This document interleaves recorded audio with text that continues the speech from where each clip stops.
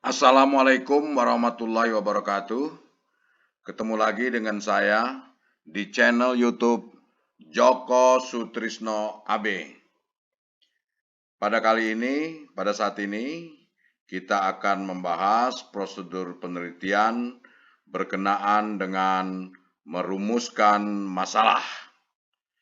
Sebelum kita lanjutkan, jangan lupa subscribe, like, dan share. Oke, kita mulai merumuskan masalah. Pada video sebelumnya telah kita bahas kegiatan memilih masalah yang merupakan prosedur penelitian yang pertama.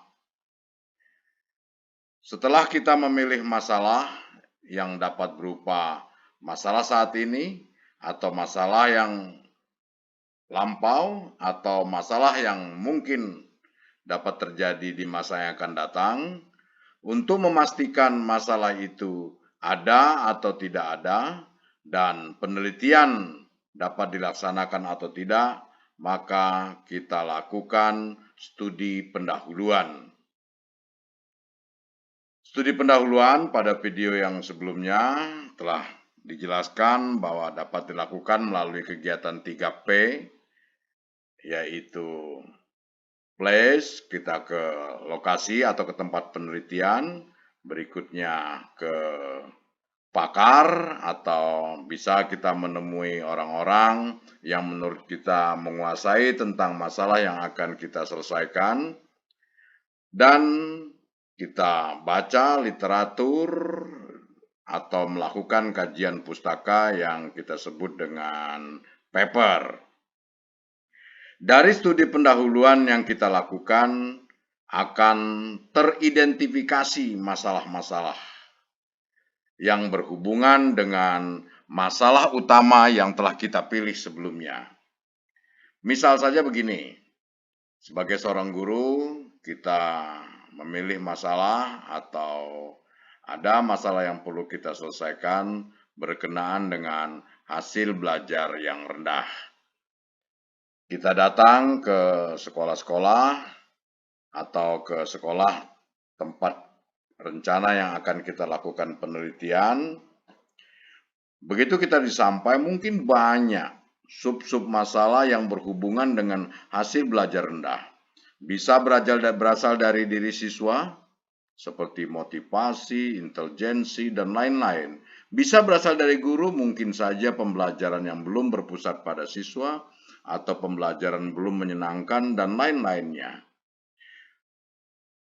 Sekali lagi, dengan studi pendahuluan, kita memastikan masalahnya ada atau tidak, kemudian penelitian dapat dilaksanakan atau tidak, kemudian teridentifikasi masalah-masalah atau sering disebut juga submasalah yang berhubungan dengan masalah pokok yang akan kita teliti. Berikutnya, kita merumuskan masalah. Berdasarkan sub-sub masalah yang ada hubungan dengan masalah pokok yang akan kita selesaikan, kita lakukan apa yang disebut dengan kegiatan merumuskan masalah. Rumusan masalah itu sering disebut juga dengan permasalahan. Permasalahan atau rumusan masalah kita buat dalam kalimat tanya.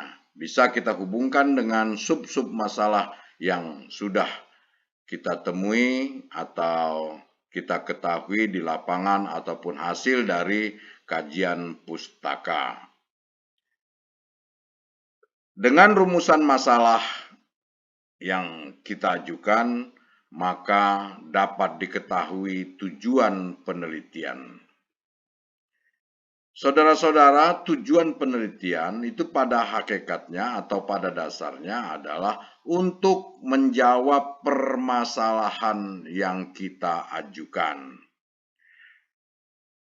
Dari rumusan masalah yang kita buat, dapat kita ketahui tujuan penelitiannya, yaitu pada hakikatnya untuk menjawab pertanyaan atau permasalahan yang merupakan rumusan masalah yang kita ajukan. Oke, kita bahas apa, bagaimana, dan mengapa rumusan masalah perlu dibuat sedemikian rupa sehingga dapat terlaksana penelitiannya dengan baik. Rumusan masalah atau permasalahan penelitian merupakan pertanyaan penelitian yang mengarahkan pada pelaksanaan kegiatan untuk mencapai tujuan penelitian. Saya ulangi, rumusan masalah atau permasalahan penelitian merupakan pertanyaan penelitian. Dengan demikian, rumusan masalah kita buat dalam bentuk kalimat tanya. Pertanyaan tersebut mengarahkan pada pelaksanaan kegiatan untuk mencapai tujuan penelitian. Sekali lagi, tujuan penelitian pada dasarnya untuk menjawab permasalahan penelitian atau pertanyaan yang merupakan rumusan masalah yang kita ajukan. Merumuskan masalah, ini mohon maaf, merumuskan masalah akan lebih mudah apabila kita telah melakukan studi pendahuluan dengan cermat.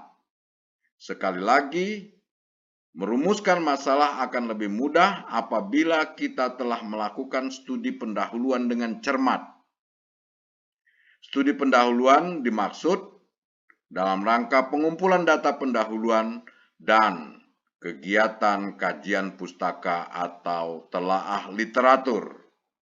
Dari studi pendahuluan, seperti yang dijelaskan di awal tadi, teridentifikasi masalah-masalah atau submasalah-submasalah yang berhubungan dengan masalah pokok yang telah dipilih. Pengumpulan data pendahuluan dan telaah literatur, atau sering juga orang menyebutnya dengan kajian pustaka, dapat membantu merumuskan masalah yang empiris dan bermakna.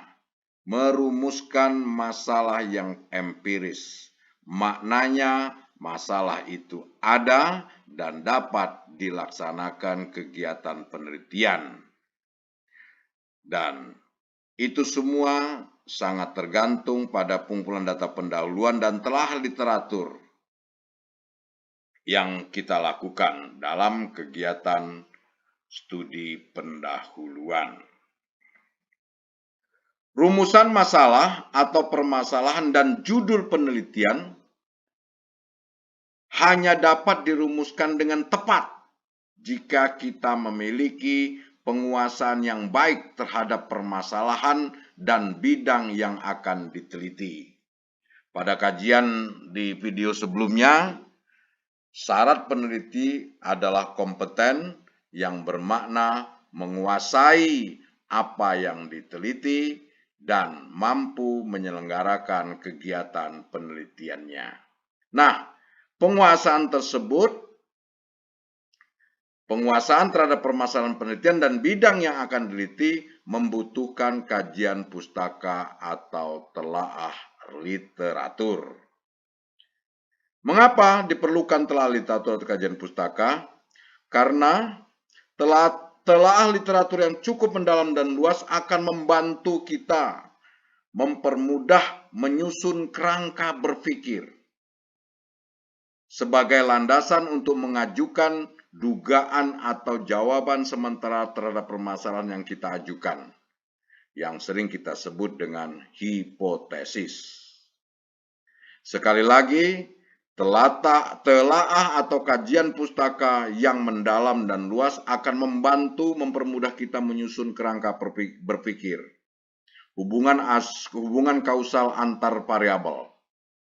Mengapa X mempengaruhi Y dan mengapa Y mempengaruhi X. Itu semua sangat tergantung kedalaman dan keluasan kita melakukan studi literatur sehingga kita dapat mengajukan atau merumuskan hipotesis atau dugaan sementara terhadap permasalahan yang kita ajukan. Nah, hipotesis inilah yang akan diuji atau dibuktikan melalui kegiatan penelitian. Saudara-saudara, pada hakikatnya penelitian itu adalah untuk membuktikan atau mengujikan hipotesis. Oleh karenanya, hipotesis dikatakan sebagai arah penelitian. Lagi-lagi, digarisbawahi, kajian pustaka atau telaah literatur sangat diperlukan. Saudara-saudara, kerangka berpikir itu disusun berdasarkan kerangka konseptual dan kerangka teori. Misalkan saja pengaruh X terhadap Y.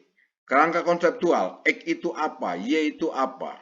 Kerangka teori, mengapa X mempengaruhi Y dan mengapa Y dipengaruhi oleh X.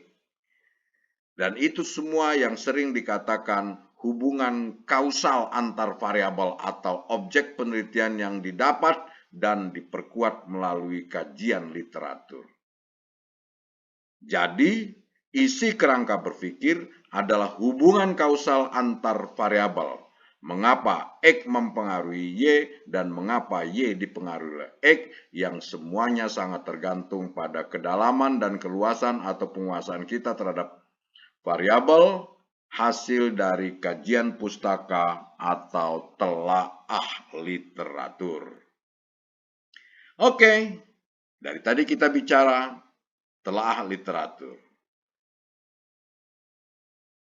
Intinya yang perlu digarisbawahi tujuan telaah literatur itu, yang pertama membantu dalam merumuskan masalah atau memformulasikan sebuah pertanyaan penelitian.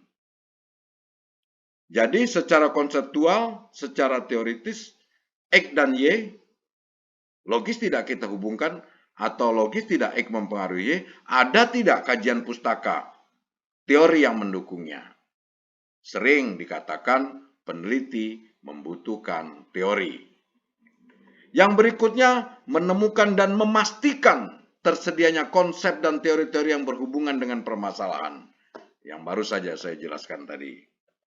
Berikutnya, memudahkan membangun kerangka berpikir untuk menjelaskan permasalahan penelitian, menjelaskan hubungan kausal antar variabel yang kita jadikan rumusan masalah atau permasalahan.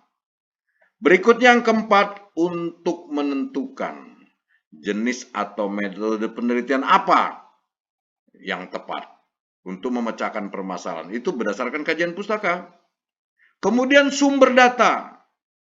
Menentukan sumber datanya ada tidak dan di mana. Berikutnya serta analisis data yang akan digunakan. Lagi-lagi telaah literatur.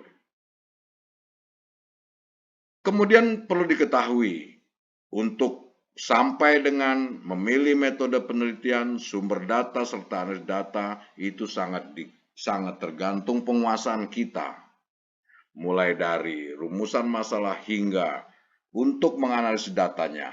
Andai kata menggunakan statistik apa, dan sesuai tidak permasalahan dengan pasangan hipotesis yang dalam statistik akan kita gunakan, dan seterusnya, dan seterusnya.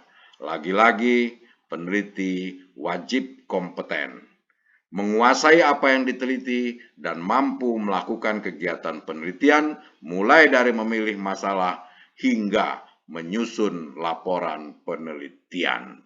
Telaah literatur, kajian pustaka, inti kesemuanya. Oke, Fransel dalam Sugiono, rumusan masalah yang baik itu, yang pertama visible. Visible diartikan dapat dicarikan jawabannya melalui sumber yang jelas. Jangan lupa tidak banyak menghabiskan dana, tenaga, dan waktu. Menurut Fransel dalam Sugiono, rumusan masalah yang baik adalah visible. Dapat dicarikan jawabannya melalui sumber yang jelas, tidak banyak menghabiskan dana, tenaga, dan waktu. Yang kedua, jelas. Rumusan masalah yang kita susun itu jelas. Semua orang memiliki persepsi yang sama terhadap permasalahan tersebut. Sekali lagi, semua orang memiliki persepsi yang sama terhadap permasalahan tersebut. Jadi rumusan masalah tersebut jelas. Dengan membaca rumusan masalah yang kita ajukan, orang dapat mengetahui, dapat memperkirakan hasil penelitiannya seperti apa. Yang berikutnya signifikan. Dalam arti penyelesaian atas permasalahan tersebut dapat memberikan kontribusi terhadap pengembangan ilmu dan pemecahan masalah kehidupan manusia. Signifikan berlaku. Di sana ada keberlakuan dalam rangka pengembangan ilmu dan pemecahan masalah kehidupan manusia. Berikutnya etis. Rumusan masalah yang akan kita pecahkan tersebut tidak bertentangan dengan hal-hal yang bersifat etika, moral, nilai-nilai keyakinan, dan agama. Mengapa? Karena nilai-nilai keyakinan dan agama adalah sesuatu yang bersifat absolut. Jangan lupa, permasalahan yang kita ajukan haruslah etis yang tidak bertentangan dengan etika, moral, dan nilai-nilai keyakinan. Berikutnya dirumuskan dalam kalimat pertanyaan yang mengaitkan variabel penelitian. Ada ada masalah pokok, ada sub masalah seperti tadi yang saya jelaskan. Misalnya kita tertarik dengan motivasi belajar, sedangkan masalah pokok kita hasil belajar. Mungkin apakah ada hubungan motivasi belajar dengan hasil belajar dan seterusnya. Oke, kita lanjutkan. Bahwa bentuk-bentuk permasalahan penelitian, sekali lagi, bentuk-bentuk permasalahan penelitian itu tidak lain yang pertama, deskriptif.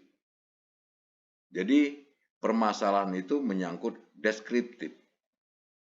Permasalahan yang jawabannya untuk menggambarkan sesuatu. Yang kedua, asosiatif, hubungan, kaitan. Jadi bentuk-bentuk permasalahan yang pertama deskriptif, yang kedua asosiatif, yang ketiga komparatif, membandingkan. Deskriptif menggambarkan suatu objek, asosiatif hubungan antar variabel, komparatif perbandingan sesuatu. Oke, kita bahas satu persatu. Yang pertama, permasalahan deskriptif. Sekali lagi, deskriptif, asosiatif, komparatif. Itulah bentuk permasalahan dan bentuk analisis penelitian itu. Deskriptif, kalau tidak deskriptif, asosiatif, kalau tidak dua-duanya yaitu komparatif. Oke, permasalahan yang pertama, permasalahan deskriptif. Permasalahan deskriptif adalah suatu permasalahan yang berkenaan dengan pernyataan terhadap keberadaan variabel mandiri. Kata kunci variabel mandiri atau sebuah variabel. Baik hanya pada satu variabel atau lebih. Tetapi itu dipandang sebagai variabel yang berdiri sendiri. Tidak membuat perbandingan atau hubungan antar variabel. Contoh, bagaimanakah kemandirian belajar siswa? Ini hanya satu variabel. Kemandirian belajar siswa. Jadi tujuan penelitiannya pada dasarnya kalau pertanyaannya bagaimanakah kemandirian belajar siswa, artinya kita mendeskripsikan, menggambarkan kemandirian belajar siswa tujuan penelitiannya.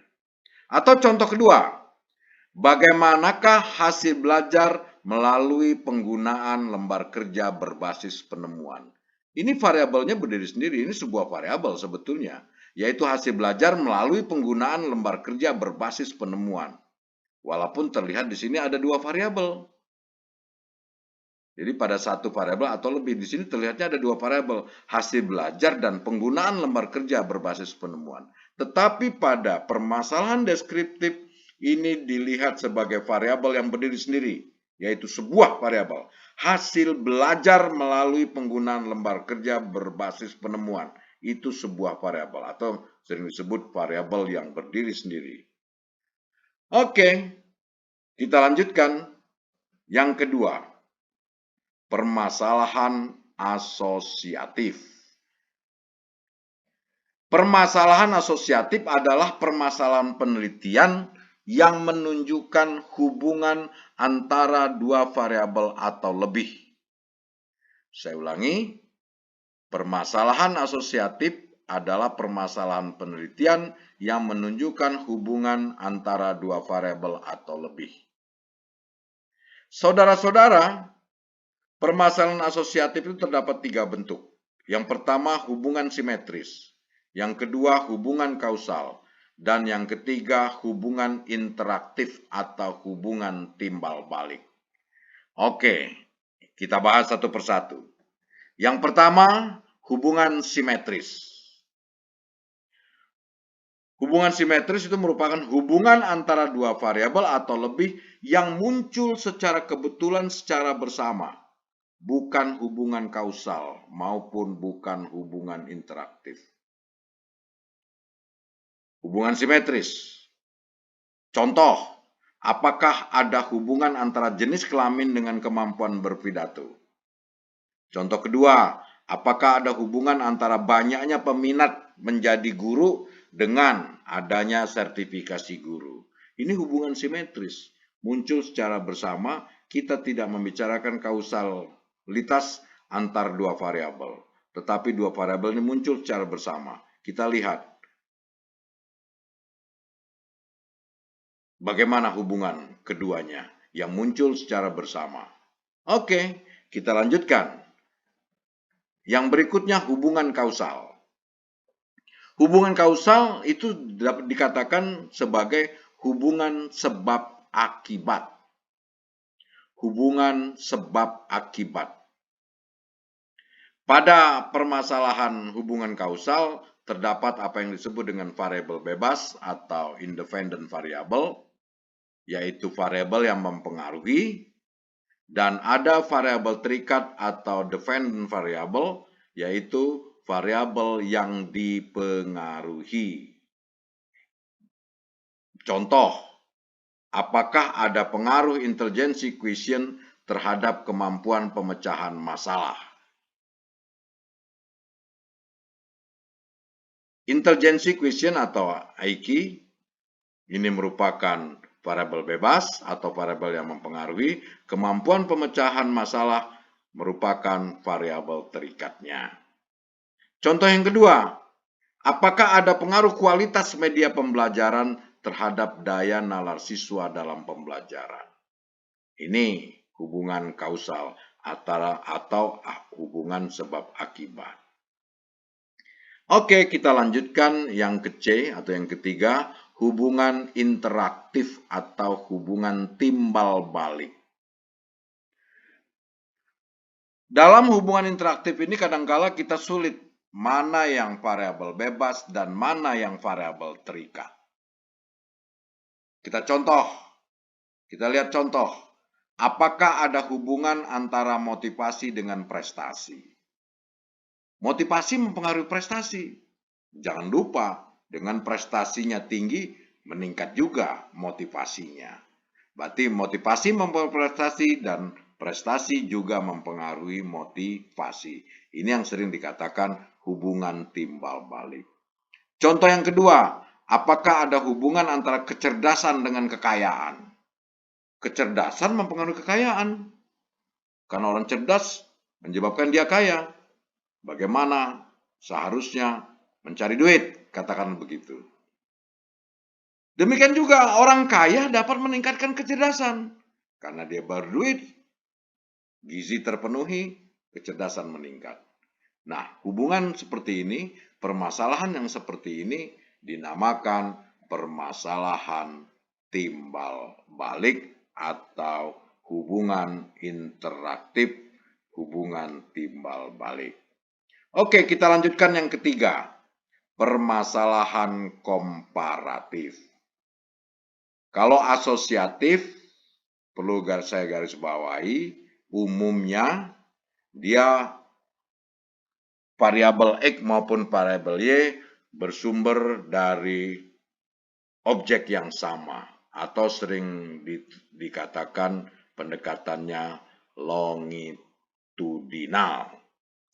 Permasalahan komparatif, permasalahan penelitian yang bersifat membandingkan keberadaan satu variabel atau membandingkan keberadaan lebih dari satu atau lebih dari dua variabel antara sampel yang berbeda. Saya ulangi lagi. Permasalahan penelitian yang bersifat membandingkan keberadaan satu variabel atau lebih pada dua atau lebih sampel yang berbeda atau pada waktu yang berbeda. Agar lebih jelas kita lihat contoh. Apakah ada perbedaan rata-rata hasil ujian nasional siswa SD? Saya ulangi, apakah ada perbedaan rata-rata hasil ujian nasional siswa SD antara sekolah negeri dengan sekolah swasta? Ini membandingkan satu variabel, yaitu rata-rata hasil ujian nasional siswa SD antara dua sampel, yaitu sekolah negeri dan sekolah swasta. Oke, kita lihat contoh kedua. Apakah ada perbedaan cara belajar siswa SD? Ini sebuah variabel dari orang tua yang ekonomi kuat dengan ekonomi lemah.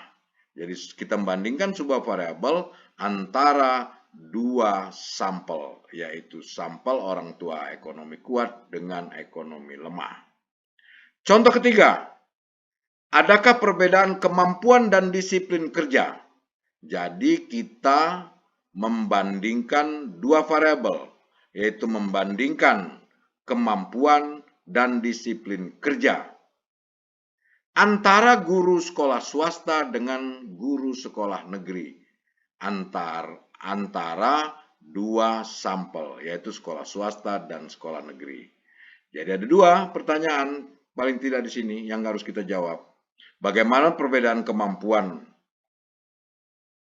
antara guru sekolah swasta dengan guru sekolah negeri? Berikutnya, apakah ada perbedaan disiplin kerja antara guru sekolah swasta dengan guru sekolah negeri? Ini contoh permasalahan komparatif. Saudara-saudara, kalau tadi asosiatif pada umumnya, saya garis bawahi pada umumnya dari dalam subjek yang sama, kalau komparatif umumnya dari luar subjek yang kita bandingkan. Atau sering juga disebut dengan pendekatan cross-seksional. Oke, demikian kegiatan atau prosedur penelitian untuk aktivitas merumuskan masalah. Sekali lagi, dengan adanya rumusan masalah, kita dengan mudah dapat membuat tujuan penelitian. Karena tujuan penelitian pada hakikatnya adalah untuk mencari jawaban dari permasalahan atau rumusan masalah yang kita ajukan. Semoga bermanfaat. Mohon maaf jika terdapat hal-hal yang tidak tepat atau tidak pada tempatnya. Sekali lagi, jangan lupa subscribe, like, dan share. Terima kasih. Assalamualaikum warahmatullahi wabarakatuh.